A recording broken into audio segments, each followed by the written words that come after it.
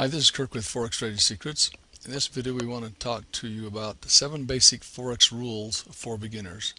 And believe it or not, this applies to people who have been trading for a while who are struggling and not making money. These same rules will apply. The first thing that we've noticed is that when beginners start, they hear about robots. Oh, I'll just click the button and turn it on and it'll just keep on making money for me. Well, after the people have sold a few of those and they work for a little while, they generally stop working. We've never seen the one that continues to work because it was programmed to do a certain thing when the market was moving in a certain direction or doing a certain thing, and as soon as the market changes, then the robot stops working, and then you either lose your money or you quit making money, and so it becomes a big frustration. The next thing is less is more. Information overload makes us worse traders. One of the main basic tools you need to have is to be able to spot a 5-alarm trade. This is going to be your high probability trade. Would you agree that this is a good place to be trading? Yes, there are a lot of 5-alarm trades going here. Not so many in here. It's a bit too choppy. Any 5-alarm trades here? Yes, there are. There are some more here. There are not 5-alarm trades there. So being able to spot those, if you need to be able to spot them in 2 to 3 seconds, and that will help you to keep on the right side of trading the high probability trades. The third basic rule is that most successful traders make their money from larger time frames. This is where they see the larger trends.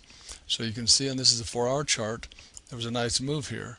There were signals up in this area to tell you that that was a possibility of taking a good trade. So we move to a smaller time frame. Yes, that would be a little bit easier to trade on this 1-hour time frame. And there are 5-alarm trades in here, as we've talked about before. Number 4 is don't look at the smaller time frames. Let me show you why you may want to move away from the smaller time frames. Let's go to this 30-minute. Okay, that's not too bad. You get 15, same period. Yeah, you can still trade it, but it starts getting choppy right in here, and you'd be in and out and be taking only a few pips. Now let's look at this on a 5-minute. This is the same time frame. Look at that 5-minute. That would be awfully hard to trade. A lot of pressure. Oh, it got a little easier right in here, but you didn't know that unless you were looking at the larger time frames.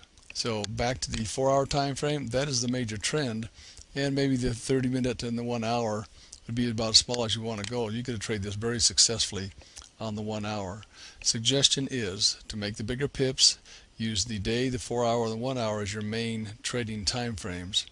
And occasionally you'll time it on a smaller time frame, but you're really trading the direction of the trend of the larger time frames. Number 5, don't trade the news. Many times the price has already been factored into the move. Wait until good signals form, then trade the signals. And you can trade around the time of the news, but don't trade the news itself. That is trying to guess what it's going to do based on what it says. I've seen many times that you see news that's positive for a particular country, and the market goes the totally opposite direction. And so just be ready to trade what the indicators tell you. Trade what you see, not what you think. Learn to read the market. Don't overthink things. This can be one of the biggest problems for many traders, where they overthink. Instead of saying, okay, there's a 5-alarm trade, enter. Or there's a 3-alarm trade, better stay out.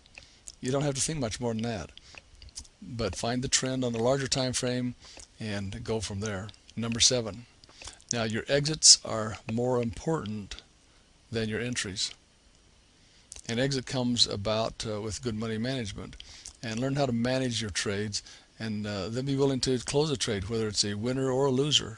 Closing a winning trade and maybe making 10 less pips is a better deal than closing a losing trade and taking a 10, 20, 30, 40, 50 pip loss because you didn't know when to get out. You wanted it to come back. So those are the 7 basic Forex rules for beginners. Don't use robots. Less is more. Successful traders make money in larger time frames and trends. Don't look at small time frames. Don't trade the news. Trade what you see, not what you think. And your exits are more important than your entries. Hope this is of help to you. So this is the 7 basic Forex rules for beginners, and there are other rules as well, but these will really get you headed in the right direction.